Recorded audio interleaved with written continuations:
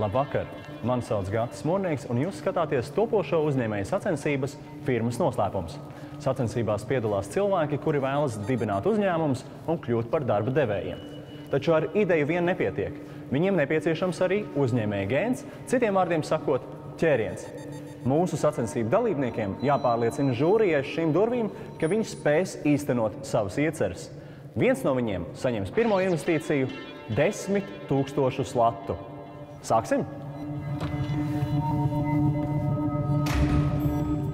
3 raidījuma laikā žūrija izvēlēsies 9 biznesa ideju autorus, kuri piedalīsies sacensību nākamajā kārtā. Attīstīs idejas, veidos biznesa plānus, būvēs savas firmas. Sacensību dalībniekiem būs jāpierāda, ka viņiem ir ne tikai labas idejas, bet arī uzņēmēju ķēriens. Sacensību dalībnieku idejas vērtē cilvēki, kuri zina, kā izveidot savu biznesu. Ja žūrija teiks īkšķis uz augšu, tas nozīmē, ka viņi ir par idejas autoru turpmāku dalību raidījumā. Sacensību dalībniekiem ir jānopelna vismaz 3 žūrijas pārstāvi īkšķi, lai saglabātu cerības turpināt sacensības. Spēles dalībniekus vērtēs oriģinālās velokafejnīcas Mīt valdes priekšsēdētājs Andris Vaitekūns, Latvijas Investīciju un attīstības aģentūras ārvalstu investīciju piesaistes eksperts Jānis Volberts, uzņēmumu grupas Draugiem Group.com attīstības vadītājs Mārtiņš Labāns, uzņēmuma Cēsu alus valdes priekšsēdētāja Eva Sietiņsone Zatlere un vairāku uzņēmumu dibinātājs un īpašnieks Rīgas Tehniskās universitātes docents Jānis Caune.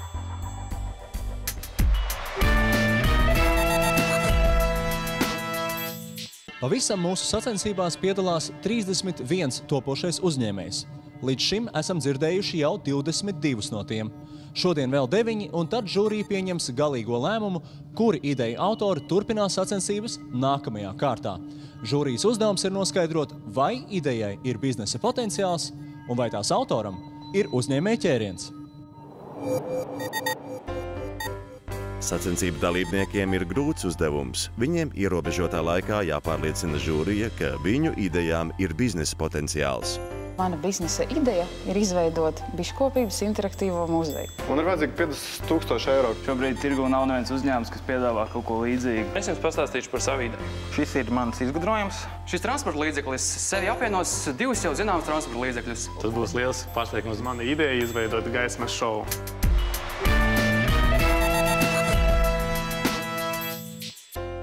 Agnese Pavlova dzīvo Latgalē. Agnese ir biškope. Viņa vēlas izveidot biškopības interaktīvo muzeju.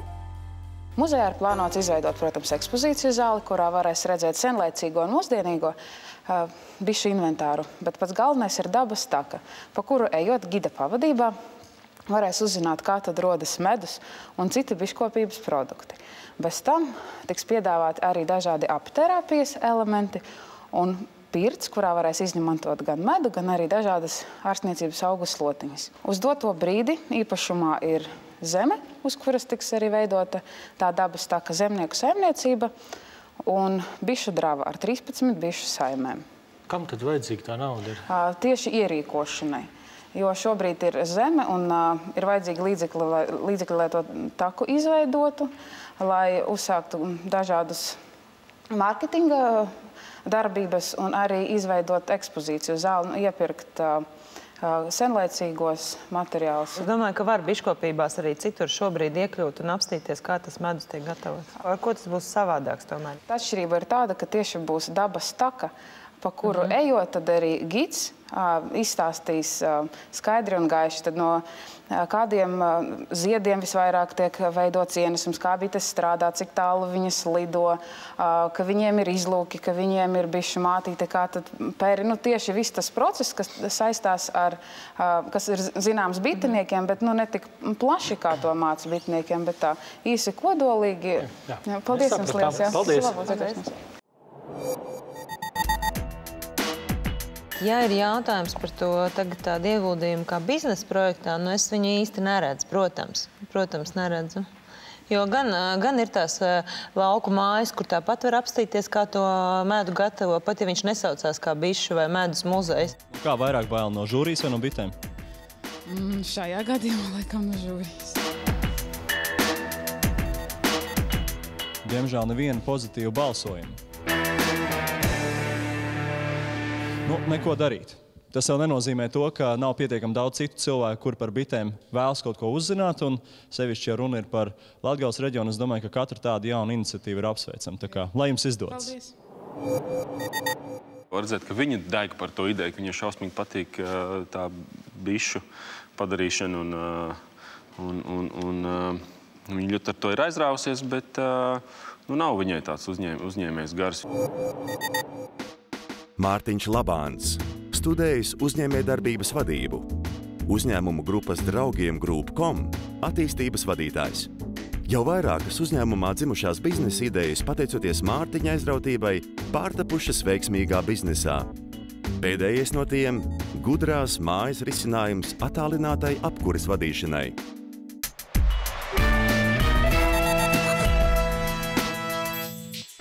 Gunta Šmauksteļa ideja ir radīt rīku, kas ļautu ērti digitalizēt notis. Brīvais brīžos man patīk dziedāt korī. Katrā normālā korī ir notis, uzdrukāts uz papīra lapas. Problēma sākas tajā brīdī, kad tu esi jau korī 1-2 gadus, un tur ir veseli čupa ar tām notīm. Un vēl lielāka problēma ir dziesmu svētkos. Piemēram, pagājušos dziesmu svētkos izdeva grāmatiņu, ko nopirka 20 000 dziedātāji. Viņā veica izmaiņas. Izdrukāju otru grāmatiņu, ko atkal visi nopirka. Un tajā pašā grāmatiņā arī ar zīmolu un tam līdzīgi tie koris tās notas mainīja. Tie bija kopā 120 000 zaudēt lati. Un mana ideja Forta Nota, kas ir elektronisku nošu aplikācija mobilajās ierīcēs, to visu atrisinātu. Jo tās notas tu dabūtu vienreiz, ja kādas izmaiņas, tu attiecīgi viņas var ielādēt arī otrais. Un kas manā ideja ir unikāls, tas, kad nošu pierakstu tu vari veikt vienkārši savu portatīvo datoru, apsēžoties pie klavierēm, attaisot internetu pārlūku, un viņš ieraksta no klavierēm tās skaņas un saliek pa nošu līnijām automātiski.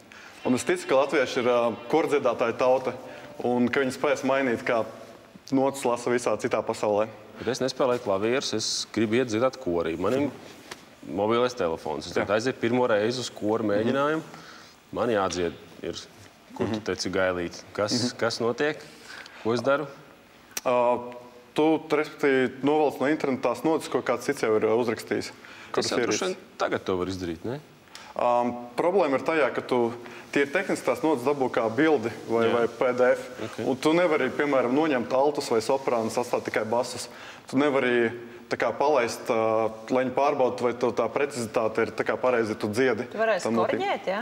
Jā. Bet no kā tu pelnīsi? Tad ir tā, ka es plānoju vākt 30 eiro gadā par to, ka cilvēki lieto šo servisu. Respektīvi, būs liela daļa, kas to dara par brīvu, pašu pierakstīšanas lietas. Un būs servis, kur maksās attiecīgi 30 eiro. Un tur būs tās papildus lietas, kuras jau minēju, ka tu vari ierakstīt balsi savu, salīdzināt, vai tu pareizi nodziedāji, atstāt tikai basus, kā citi tur iedzied, attiecīgi to mācīties. Un ļoti daudz tādas mazas lietas, kas nāk tā kā klāt. Un, ja tev patīk šis servis, tu attiecīgi piepirksi klāt. Cik tad tev tas bizness liels sanāks? Latvijā ir 60 000 kordziedātāji, no kuriem dziesmsvētkos ir 20 000. Un Rietuma Eiropas valstīs plus ASV, Kanāda plus Jaunzēlanda kopā ir 30 miljoni kordziedātāji. Sākumā tiek fokusēts tikai šī grupa. Bet tagad globāli, tomēr runa ir par globālu. Man pārliecināties skaitļi, ka 30 miljoni, ko viņš pateica, man liekas, tas pietiekuši liels tirgus. Es neesmu dziedātājs, bet, ja reiz tik daudz dziedātāji ir, tad, gan jau aizies produkts. Bet kā viņi reāli lasīs no telefona? Telefons ir tas sliktākais gadījums, jo tur ir mazs ekrāns. Bet ir planšetes, ir e-papīra lasītāji. Piemēram, par cenām tad ir tā, ka, ja tu ir 1000 notas, tas izmaksā 50 lati ar visām mapītēm, drukāšanu, papīru. Savukārt e-lasītāji, Kindles ir 40 lati, ir Tekster Beagles, kas maksā 7 līdz 10 lati. Un tu cik tu redzēji ieņēmums gadā? Kaut kādā uzņēmuma 2. vai 3. gadā tu dabūsi 5% no tiem dziedātājiem, un tad attiecīgi reizi no 30 eiro. 30 eiro par katru lietotāju. Cik tas būs? Tas ir arī virs 20 miljoniem, kas tāds eiro.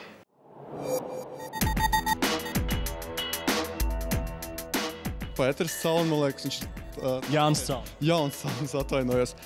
Viņš man atgādina Simonu Kovelu, kas ir populārais X-Faktora žūrijas loceklis. Bet tajā pašā laikā viņš uzdot jautājumus ļoti konkrēti, ļoti precīzi. Un tas, man liekas, arī palīdzēs gan man pašam, gan visiem citiem tā kā izvērtēt savas idejas. Nu, viņš tā baigi brutāli paņēmis 3 miljonu koristu, 6 miljonu tātad pirks man aplikācija, reiz 30 eiro, volālā, nu tik būs biznesa. Nu jā, visi tie, kas stāv tur meža parkā, noteikti skatīsies caur vietāru vai planšetdatoru. Nu, patprasīsim, cik no viņiem vispār ir tāds tālrunis, kurš to rāda. Sāksim no tā gala. Bet atkal no otras puses mēs pastamies, tad pasauli tomēr iet kaut kādu to digitalizāciju.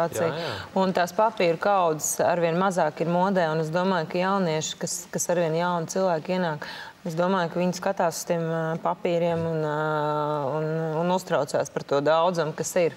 Jā, nu tik tālu tas tā ir, jā. Grūti īstenībā. Nekā nevar saprast. Es balsošu par makultūras samazināšanu. 1, 2, 3 uz augšu. Nu jā, tas nozīmē, ka tu saglabā cerības iekļūt nākamajā kārtā. Ar to arī apsveicu. Es domāju, ka par tevi tur rīkšķis uz augšu šobrīd ne tikai 3 žūrijas pārstāvi, bet visi Latvijas dziedātāji un dejotāji.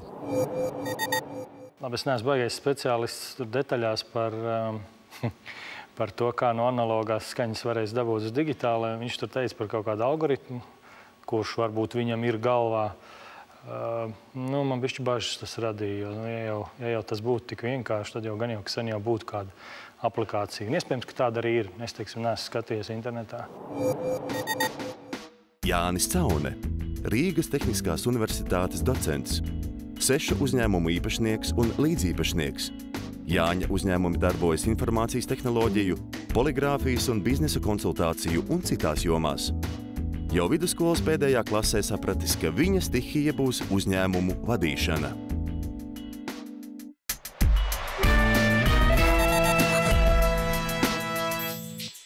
Kārlis Šēns ir izgudrojis velo mobīlo lādētāju, ar kuru palīdzību riteņbraucēji varēs uzlādēt savus mobilos telefonus un izgaismot ceļu. Mūsu ierīce būs savienojama ar populārākajiem telefonu ražotāju modeļiem. Tā ir unikāla, tāpēc, ka tajā ir apvienot šīs divas lietas – lādēt telefonu un izgaismot ceļu. Šobrīd tirgū nav neviens uzņēmums, kas piedāvā kaut ko līdzīgu.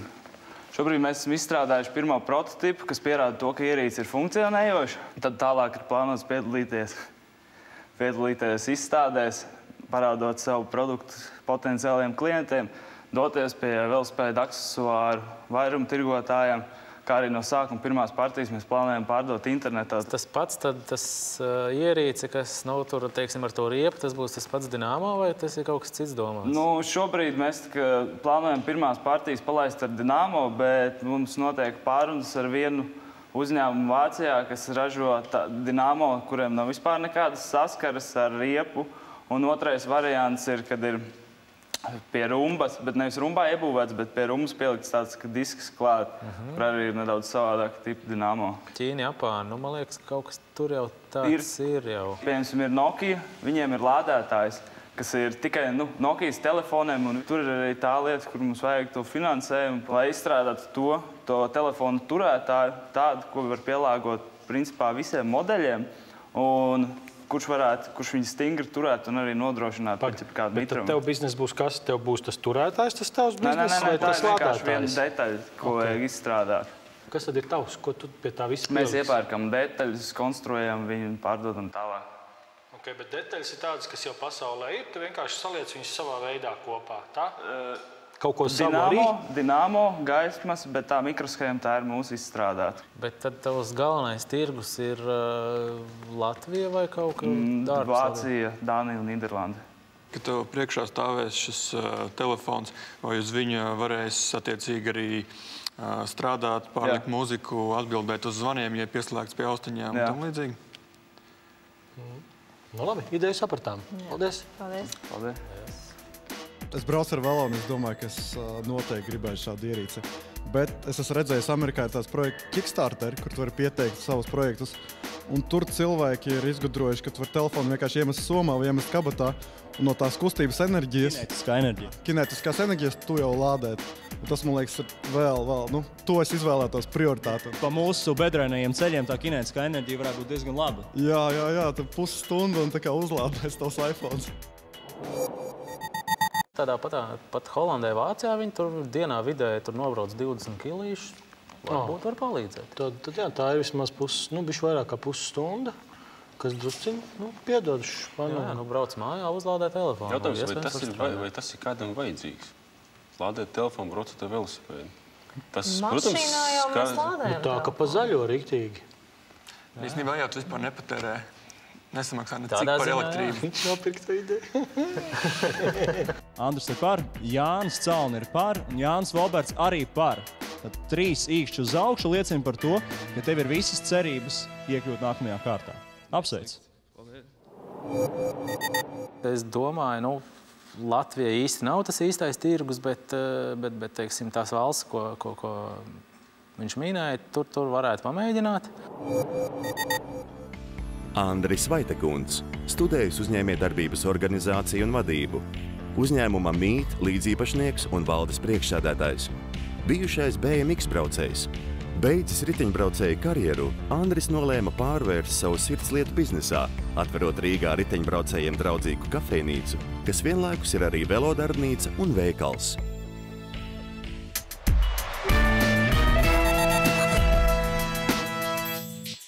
Juris Zalāns žūrijas izvērtēšanai piedāvā ideju par siltuma sensora vadītu tvaika nosūcēju. Manuprāt, ikvienam ir gadījies tā, ka par tvaika nosūcēju mēs atceramies tikai tad, kad dūmu mēdienas smarža jau piepilda visu māju. Nevienmēr tas ir slikti, taču lielākā daļā gadījumu nav vēlams. Tad, tā arī nonācām pie mūsu idejas. Ar kolēģi izdomājām, ka vajadzētu izveidot tādu tvaika nosūcēju, kas pats ieslēgtos un izslēgtos, ko arī izdarījām.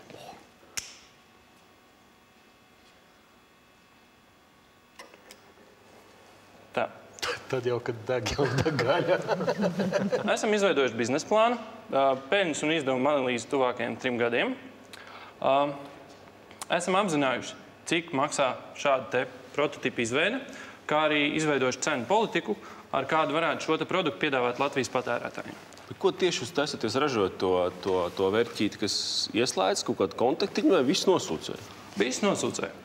Es nevaru saprast, no cilvēku, kāpēc jūs gribat ražot tos tvaika nosūcējus? Ražojiet tikai to sensoru vai to 2 sensoru komplektu, kuram līdz nāk vats, un jebkuram, kam mājās ir tvaika nosūcējs, pasakiet, nopērciet lūdzu šito, 10, 12, 15 latiem, nogrieziet savu vadu, pielieciet mūsu vadu un lietojiet vienalga, kas jums jau mājās ir. Kāpēc jums vajag līst tajā nosūcēju ražošanas tirgu? Mēs esam domājuši arī pārdot tikai šīs te schēmas ar 2 sensoriem, bet tur atkal rodas patērētājs pats, viņš nevarēs uzstādīt viņu. Bet vai tiešām tas siltums no tās, ja tā plīts ir kaut kā tur metru vai cik pusotru no tā nosūcēja, vai tiešām tas siltums tur ir tik liels, kā tu tagad demonstrē ar šķiltavām? Nē, protams, nav tik liels.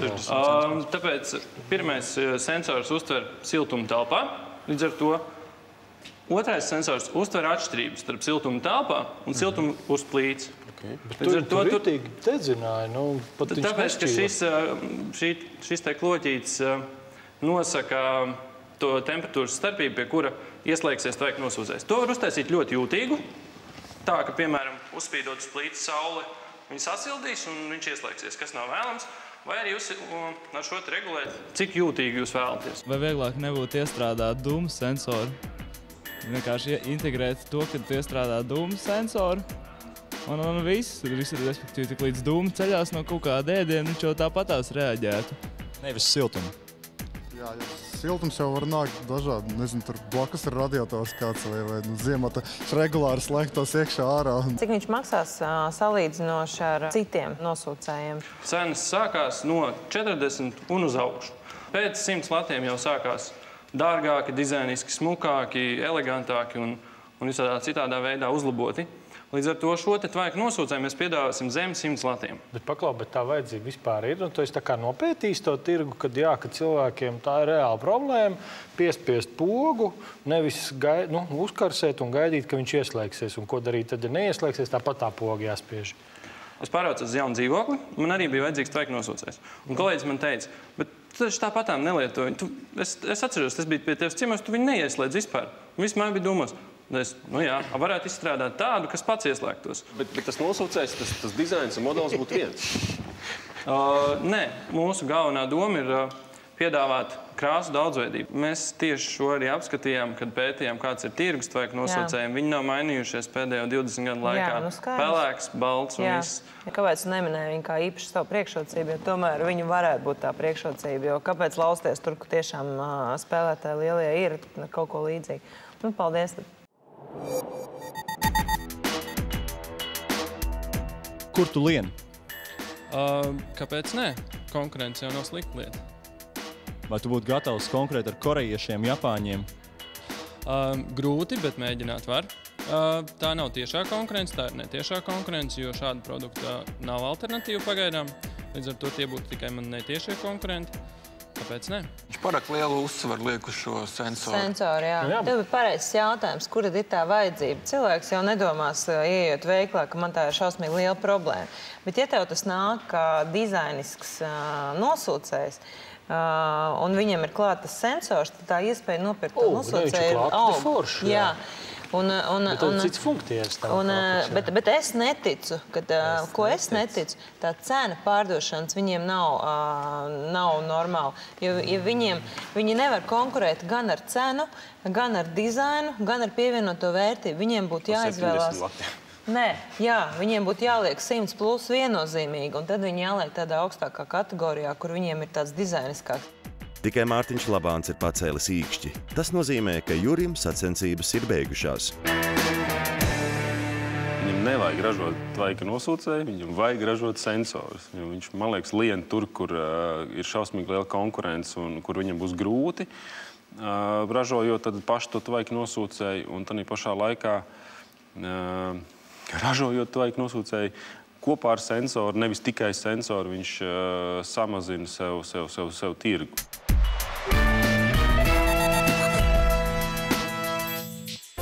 Mārtiņš Grāvelsiņš demonstrē žūrijai 6-skaldņu koka konstruktora prototipu.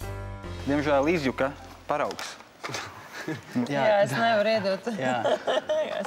Mēs te pārmūdīt. Varbūt vajag nolikt vienkārši uz grīdas. Šis ir mans izgudrojums. Absolūtais 6-skaldņu konstruktors. Tā ir attīstošā rotaļlieta. Pirmais mērķis būtu tātad fiziskā, kā arī garīgā un intelektuālā, protams, attīstība. Jebkuram vecumam, jo mācīties nekad nav par vēlu. Mums ir pasaules patents šim te konstruktoram, tādēļ mēs esam vienīgais uzņēmums pasaulē, kurš drīkst ražot un juridiski brīvi rīkoties ar šo produktu. Jums ir pasaules patents. Viņš nav izņemts, teiksim tā, ja tas pasaules patents. Par viņu vajag samaksāt reāli naudu lielu. Ko vēl no viņu var salikt? Salikt es no viņu varu, piemēram, zīrneklis šeit ir, bet viņš ir uz kastītes labāk attēlots. Ir virsū moci, puķi, tur medūzu, sauli, tur principā jebko, ja tas saucās, jā, absolūtais 6-skaldņu konstruktors. Mums bija grūti rokās noturēt. Kas tur ar to ir īsti, ar to stabilitāti un kvalitāti? Tādēļ, ka tas ir roku darbs, to darīja pirms pusgada. Tas bija vienkārši demo paraugs, lai vienkārši parādītu kādam, ko es varu izdarīt. Ja tev tā biznesa ideja ir dzīve, tad jau tur staigā, teiksim, meklē investors vai vēl kaut ko, tev tiem komplektiem jau jābūt brīvi pieejamiem, lai viņus var izorķēt, pamēģināt. Tieši tā, es esmu pazaudējis dažus papīrus, kas varat palīdzēt saņemt bankā investīcijas, tieši tāpēc, ka man ir tikai viens komplekts, jo man bija jāatstāja tai firmai un man bija jāgatavo prezentācija. Tad, kad es ar šo patentu sāku ņemties, man Latvijā pirmkārt neviens negribēja tādas līsas ietot, lai viņas varētu vispār sazāģēties saurbt. Latvijā neviens visi saka, vai nu zāģi pa lielajiem, vai nu vienkārši negrib ar to nodarboties. Tad, kad es palūdzu vienkārši uztaisīt komplektu, man atkal paprasīja summu, kur es kā, teiksim, bezdarbnieks nevaru atļauties. Kam jums naudiņu vajag? Urbim pēc būtības, 1000. Cik aptuveni, cik ilgā laikā, cik tu to tur spēj saražot komplektus vai spēles? Mūsu plānā ir ražot ap 3000 komplektiem ar tādu neīpaši jaudīgu, teiksim, urbšanas iekārtu. Cik ilgā laikā? 3000 komplektu būtu mēnesī. 3000, tas ir 100 komplektu dienā. Viss ir jāpako, jālako, jāved. Tas jau tev saprot, tur ir Tur ir tas, ka tev jau ir jāpadomā par visu iepakojumu un par, teiksim, loģistiku, kā tu to visu gādā no teiksim, ražotnes līdz. Jā, tas ir bērniem droši, viņi neaizrīsies. Mazajiem komplektiem mēs neliksim iekšā detaļas, kuras potenciāli ir iespējams apēst.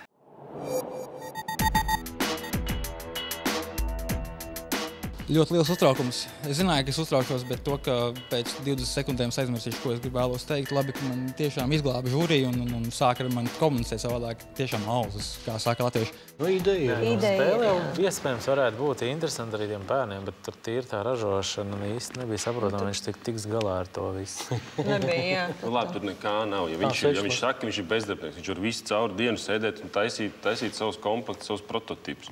Arguments bija, ka viņš nevar līstis dabūt, kas par sviestu. Un vēl bija kaut kādi dokumenti pazuduši, lai uz banku dotos. Tas arī kaut kas šajā līdz galam nav. Jānis Caun, visskeptiskākais, vismaz tā mēs viņu līdz šim esam nodēvējuši, žūrijas loceklis, ir vienīgais, kurš izmanto izdevību un dod pozitīvu vērtējumu tam, ko tu šodien mums rādīji. Diemžēl vispārēji ir skeptiski noskaņot. Tas nozīmē, ka laikam jau nepārliecināja tas prototips. Manuprāt, šāds konstruktors būtu ar likumu jāizliedz pieaugušajiem ar šādu spēlēties nebūs interesanti.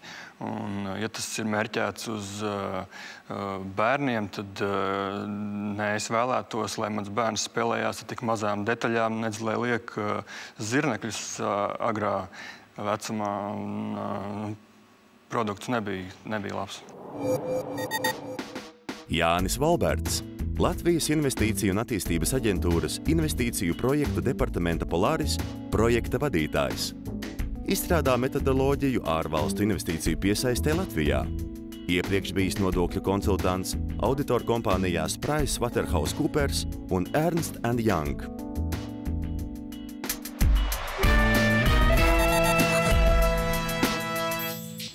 Pēc reklāmas pauzes dzirdēsiet vēl 4 biznesa idejas. Šīs transporta līdzekļus nesauktu. Mūsu vislielākais plāns ir mēģināt pēc 2 gadiem piedalīties Olimpisko spēļu aizvēršanas vai atvēršanas ceremonijā. Vai tagad izslēdz to reklāmas rullīti, normāli izstāst to biznesu?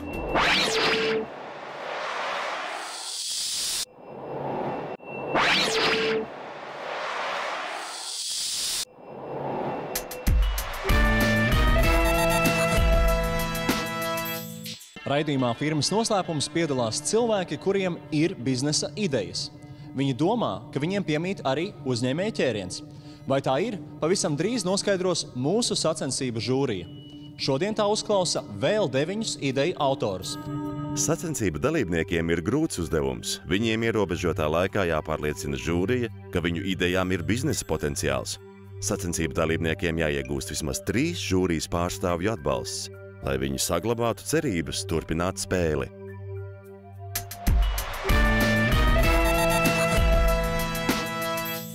Man sauc Viesturs Liepkalns un es vēlos izveidot uzņēmumu, kas nodarbojas ar rokspūkstiņu ražošanu no koka.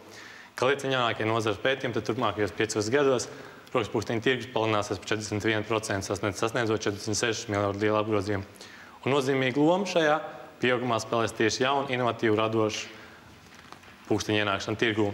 Man produktu pozitīvās īpašības ir tieši nealerģēniska un dabai draudzīga materiāla izmantošana, stilīgi un inovatīvi dizaini, kā arī, lai pūkstens atbilst pasaules klases prasībām, es izmantošu Japānā ražoto un jau atzinību guvušo mijotas mehānismu. Un mūsu galvenie mērķtirgus būs tieši Skandināvijas valsts, kas liela gan zaļās idejas atbalstītāji, gan jaunu produktu piekritēji. Prototips vai ļoti interesanti? Es tieši tikko esmu atgriezies no savas ārzemju pieredzes strādājot, kur strādāju šiem, teiksim, ar pūkstiņiem. Mēs esam sapratuši, kā šo pūksteni izgatavot, mēs esam sapratuši tehnoloģisko procesu, mēs esam pasūtījuši, teiksim, mehānismus, kas vajadzīgs šiem pūksteņiem, un jau nākamā nedēļa mēs, teiksim, tā plānojam šo pūksteni izveidot. Arī siksniņa? Jā, tad katru siksniņu tāda sprādzīte, kāds posms tiks izveidots no mazas koka detaļas. Jūs zināt, kad šāds pulkstenis pasaulē pastāv, ja jūs noteikti kaut ko atšķirsieties nedaudz? Šobrīd pieejamie pulksteņi, kas ir tirgu, viņi pieejami tikai pēc klasiska koka rokas pulksteņa, kas ir diezgan bez jebkādas krāsas, spēles un diezgan vienkāršiem dizainiem. Kā jūs zināt, rokas pulksteņu tirgu ļoti nozīmīgi lomu spēlē tieši dizains. Un tas ir tas, ko es domāju, ko mēs spētu mans uzņēmums piedāvāt sadarbībā Latvijas dizaineriem, izveidot lielisku dizainu un tad šo dizainu arī pārdot. Cik viņš maksās aptuveni? Tad viena produkta cena ir lētākais, ko mēs reiķinām, 70 lati, tas lētākais pūkstens līdz 140 latiem. Kā domā, cik tev izmaksas sastādīs? Uz vienu pūksteni? Jā. Tad šobrīd es reiķinās, kā uz vienu pūksteni, ieskaitot arī mehānismu, pārējot detaļas, ne vairāk par 20 latiem. Kā tu ražos? Kā tev organizēs to ražošanu? Vismaz darbības sākuma pirmajos posmos mēs domājam strādāt biznesa inkubatoriem, mums jāiegādājas iekārtas. Tad visu, gan ietvaru, gan sikstu prādzīti mēs veidojam paši mūsu darbnīcā. Mehānismu mēs sūtam no ārzemēm. Tā reāli roku darbs tāds būs, jā?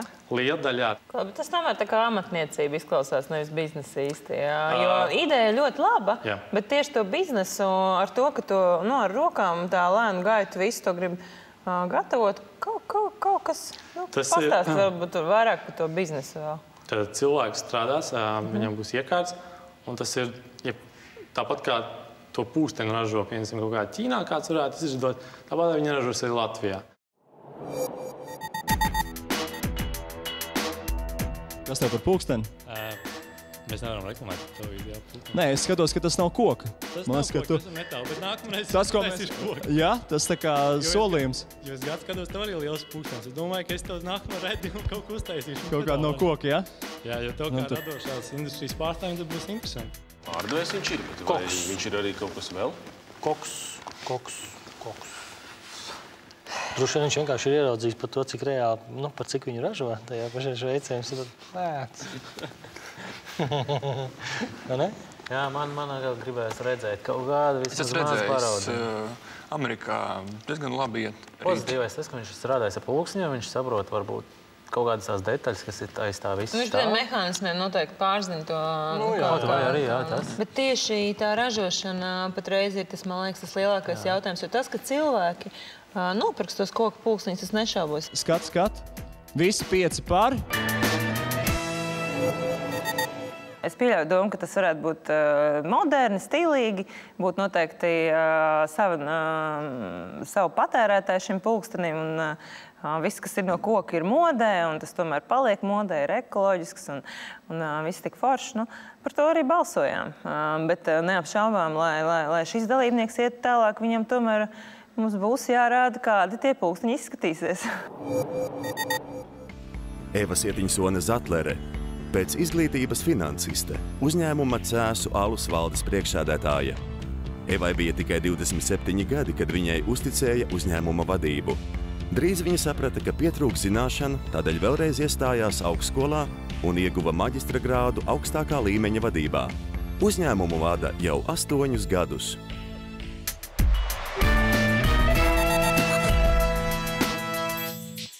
Jānis Ozols vēlas ražot senioru kvadraciklus.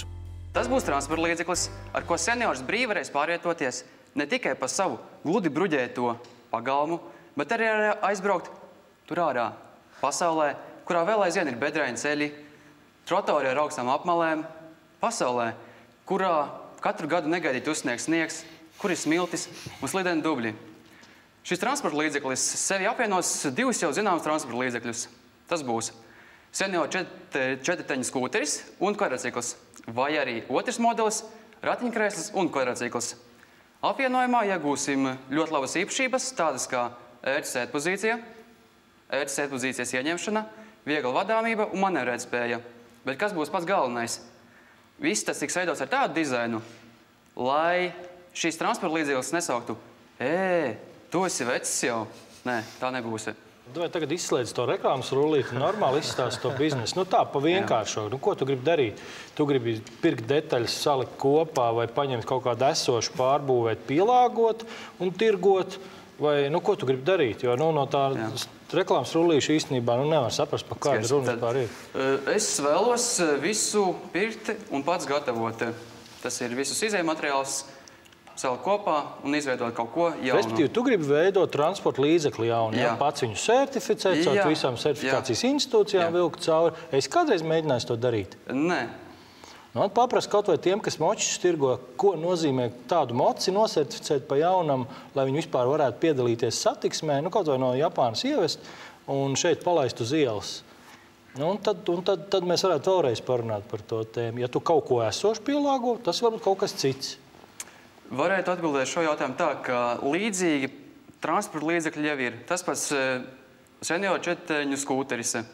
Ar viņiem atļaus pārvietoties pa koplietošanas ceļiem. Ar ko tad viņš būs savādāks tavējais? Pirmkārt, tas, ka viņam būs pilnpiedziņa, viņš būs ar augstāku līrencu, un viņš neiztīsies pēc senioru transporta līdzekļu vairs. Bet cik tā tu esi ticis ar to projektu?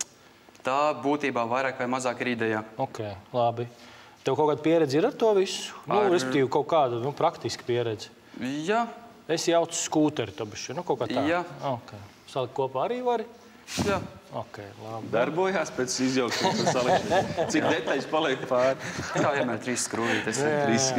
Bet tas galvenais tā feature ir, teiksim, cilvēku ar kādiem kustību traucējumiem tur pārvietot vai Būtībā ideja radās ar to, ka man vectēvs, viņš ir lāga vīrs, bet viņam izmēri ir diezgan pieklājīgi. Vienīgie varianti pašlaik ir vai nu pirkt automašīnu, grūtie kāpt viņā ir, džips, daudz degvielas tērē, rolleris, der tikai vasarā. Un šāds transporta līdzeklis būtu optimāls viņam arī ziemā. Tur ir tāds beigais inženieru darbs tajā visā. Tu pats tā kā to domā? Visticamāk, ka nē. Tur būtu jāsadarbojās ar kādiem no RTU, kur cilvēki arī ir zinām, kas ir jau inženieri. Nesapratām. Ideja ir, ka vajag tā un tā. Labi, paldies. Forši, balsojam, jā. Ir ideja, Ideja ir, jā. Es pat nezinu, vai tā ir ideja. Ir arī tagad tie skūteri, kas ir 3-riteņi skūteri, kas ir stabili, kur ir 2 riteņi priekšā, viens aizmugurē. Tie skūteri ar jumtiem, viņi maksā pusotru 2000 latu. Pa sniega tā tu nepabrauksi. Es tā pragmatiski skatos. Ideja ir, konstruktīvais risinājums nav, kas faktiski uzbūvēt jaunu mašīnu. Balsojam. Mazliet ir tāda sajūta, ka tu gribi tās ragaviņas, ar kurām ved uz mežu aizvietota kvadrciklu. Skatāmies uz rezultātu. No lijā tev ir viens īkšķis uz augšu, kas nav maz. Pārējie palikuši skeptiski. Sevišķi Cauns kungs teica, ka tas nozīmējot jaunu transporta līdzekli ieviest. Jānis saņem tikai vienu īkšķi, tādēļ viņš sacensības nevarēs turpināt. Manuprāt, tas bija pārāk zaļš projekts. Viņam nebija, man liekas, galīgi nekāda saprašana par to, ko ar to visu darīt, kā to darīt. Lai gan ideja pati varbūt arī dzīvot spējīgi. Bet tas realizētājs idejas, es domāju, viņš nebūs tas, kas viņu realizēs.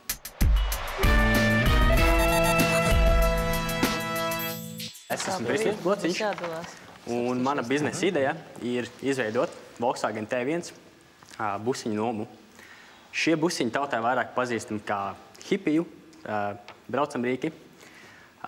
Galvenās mērķa auditorijas šiem produktam ir jauniešu kompānijas no 4 līdz 6 cilvēkiem, vecuma grupā no 20 līdz 30 gadiem, kuri vēlas braukt tuvākos tālākos ceļojumos, apmeklēt festivālus, uzdāvināt draugiem dzimšanas dienas dāvanu, braucienu ar tādu. Nākamā mērķa auditorija ir jaunie pāri, kuri tuvākajā laikā grasās precēties, un tradicionāli viņi izvēlās tādu savādāku transporta līdzekļu, ar kuru pārvietoties.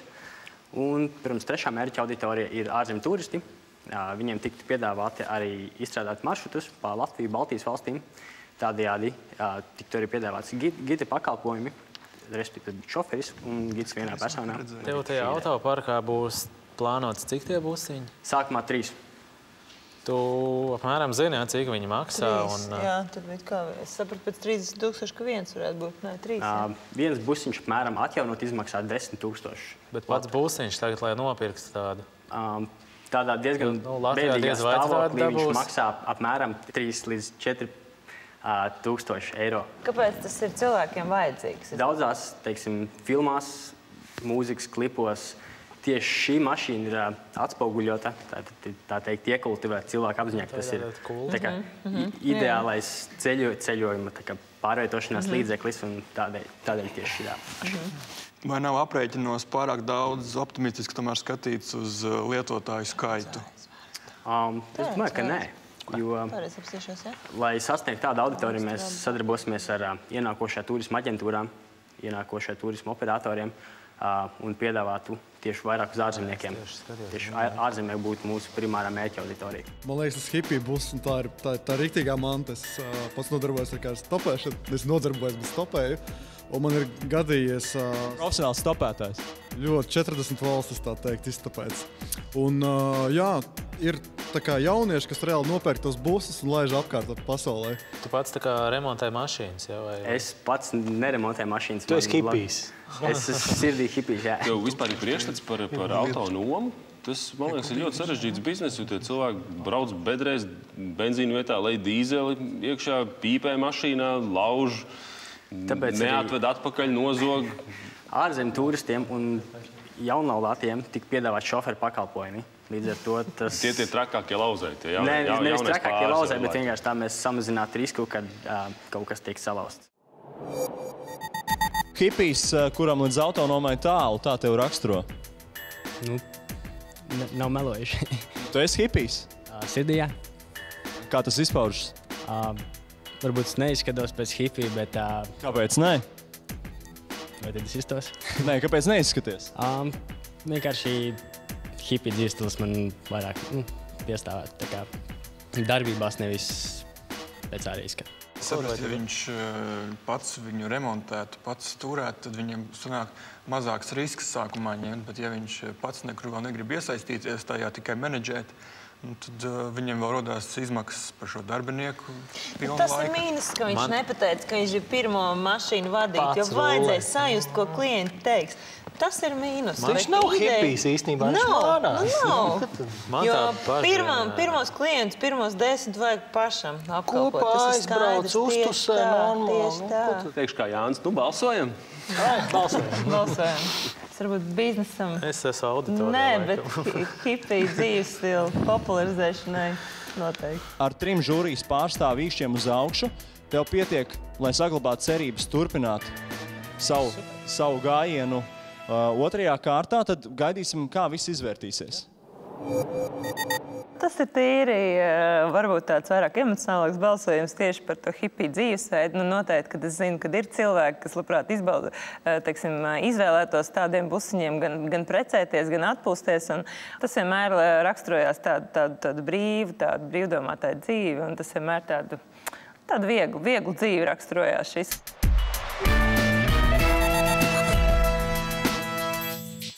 Robotikas students Nikolais Romaņenko ir iecerējis izveidot ierīces, ar kurām veidos gaismas izrādes. Mūsu tehnoloģijas pamat ir lidojuši roboti, nevis stacionāras iekārtas, kuri tiks ieprogrammēti dažādu figūru sastādīšanai gaisa. To iespējas ļoti plašas, sākot no vienkāršiem zīmējumiem gaisa un beidzot ar kustīgām 3D animācijām. Mēs plānojam rīkot pasākumus gan atvērtas telpas, gan slēgtas telpas. Mēs paši rakstīsim scenārijus, lai taisītu šovus Latvijas iedzīvotājiem. Kā arī mūsu šovs var būt kā papildinājums jau esošiem koncertiem, kā koncertu specifekti, gan gaismas svētku Staru Rīga ietvaros un citas pasākumus. Pašlaik mums nepieciešama nauda, lai iepirktu nepieciešamāko aprīkojumu, kā arī izstrādāt līdz beigām algoritmu, programmatūru un prototīpu. Kā arī mūsu vislielākais plāns ir mēģināt pēc 2 gadiem piedalīties Olimpisko spēļu aizvēršanas vai atvēršanas ceremonijā. Ambīcijas jums ir. Prototīpa nav, bet jau tēmēt uz Olimpiādas atklāšanu. Ir kā mēs strādājam tagad ar prototīpu. Tos robotus jūs kaut kur pirksiet? Tie roboti jau ir saražoti, izdomāti. Mēs viņus paši taisīsim no detaļām, kuras mēs pirksim. Tie roboti izstāsta kā? Tā kā cilvēki? Tas ir kā kvadrakopteri tādi. Uz propelleriem. Uz propelleriem, jā. Viņi lidos. Ok, un tad viņi visi ir vienādi, viņi visi uzlido gaisā un sāk veidot kaut kādas figūras. Kādas figūras ar gaismas palīdzību. Kāda garantija, ka tas robots neuzgādīsies kādam uz galvas? Būs pozicionēšanas tehnoloģija katram robotam. Ja viņš no sava kursa, kur uz leju vai uz labi, tad viņš... Mēs ceram, ka uz algoritmu, ka viņš apstājies. Cik tas maksā? Cik tas maksā? Aptuveni viens robots var maksāt aptuveni 500 lati.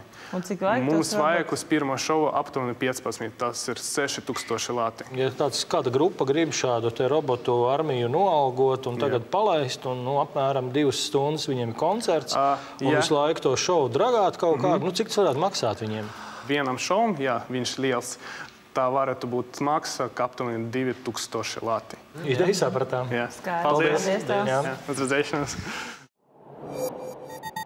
Latvija ir diezgan konkurētspējīga robotikā un mehānikā. Un prieks tikai, ka cilvēks var kaut ko tādu. Jā, un arī viņš mācās šajā jomā tomēr. Tas iedvesmo, jā. Vai komerciāli kāds vēlētos no viņa ņemt šos pakalpojumus. Tas ir ļoti riskanti. Ja viņam reāli tas ieguldījums ir zem 10 000 lati, tas, ka viņš dabūs atpakaļ viņa gadu laikā, tas ir skaidrs. Obligāti, ja viņš strādā. Kur visi tie koncertu radītāji, viņi meklē idejas.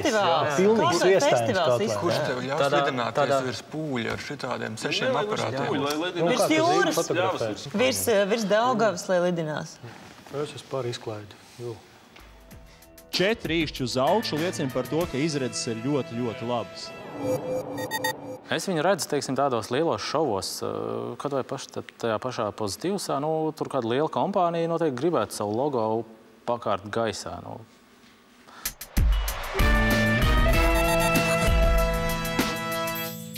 Vismaz 3 žūrijas balsis šodien saņēma nošu digitalizētājs Guntis Šmaukstelis, vēlomobilā lādētāja izgudrotājs Kārlis Šēns, Viesturs Liepkalns, kurš iecerējis ražot koka pulksteņus, sapņu iznomātājs Kristaps Plociņš un topošais gaismu mākslinieks Nikolais Romaņenko.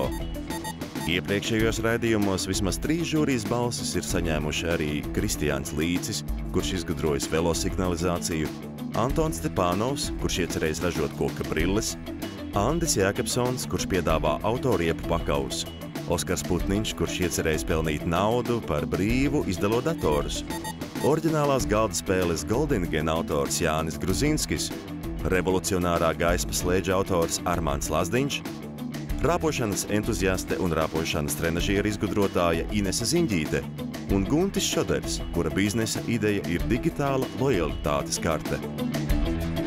Sacensības varēs turpināt tikai 9 no viņiem. Līdz ar to sacensības ir beigušās arī Guntim Šmaukstelim, Kārlim Šēnam un Kristapam Plociņam, kuri saņēmuši 3 žūrijas pārstāvju īkšķus. Arī viens no 4 īkšķu saņēmušajiem nevarēs turpināt spēli. Andris Jākapsons ir izgudrojis autoriepu pakavus, ar kuru palīdzību automašīnas viegli varēšot izkļūt no kupenām un izbraukt grūti izbraucamus ceļus. Pakavu ir situācijas sekojoši, kad internetā var atrast ārkārtīgi līdzīgu pakavu, kādu rādīja projekta pieteicējs, augstiem viņa tā. Līdz ar to, ja viņš nav rūpīgi izpētījis internetu, tas nozīmē, ka viņš nav pietiekami sagatavojies uz raidījumu. Tā bija tā mana baža, vai tiešām automobīls, kurš tā kā ripo jau vairāk kā 100 gadus, nav nekas tam līdzīgs problēma bijusi un kaut kā risināt. Un tad kaut kā ir. Jānis Gruzinskis ir izgudrojis jaunu galda spēli Goldingen.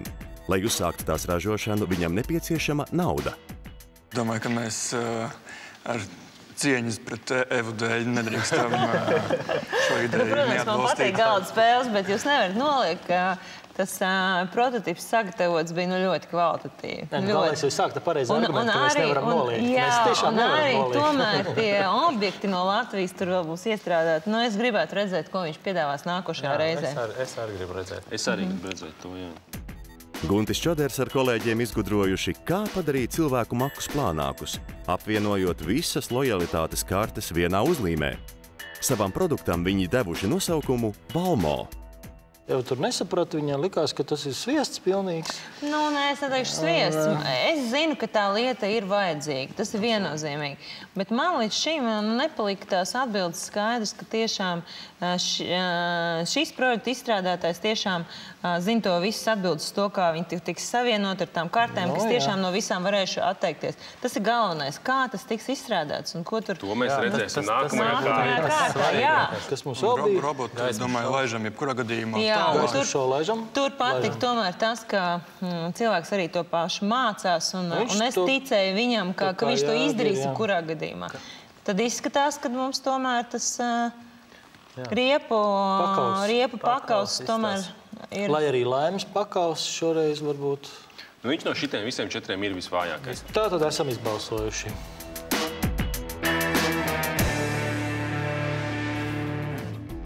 Tātad sacensības turpina Kristiāns Līcis ar ideju velosargs, Antons Stepānovs ar ideju par koka brillēm, Oskars Putniņš ar ideju par bezmaksas datoriem, Armands Lāsdiņš ar revolucionārā slēdžu ideju, Inese Ziņģīte ar ideju par rāpošanas trenažieri, Viesturs Liepkalns ar koka pulksteņu ideju, Jānis Gruzīnskis ar galda spēli Goldingen, Guntis Čoders ar ideju par elektrisko lojalitātes karti un Nikolais Romaņenko ar lidojošo robotu gaismu izrādi.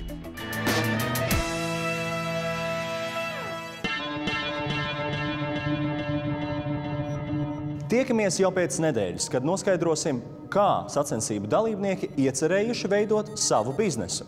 Veiksmīgākais no viņiem saņems 10 000 latu, ko nodrošina SEB banka. Sacensību dalībnieki saņems arī citas vērtīgas balvas, ko sarūpējuši Rīgas Tehniskā universitāte un laikraksts Dienas bizness. Uz tikšanos!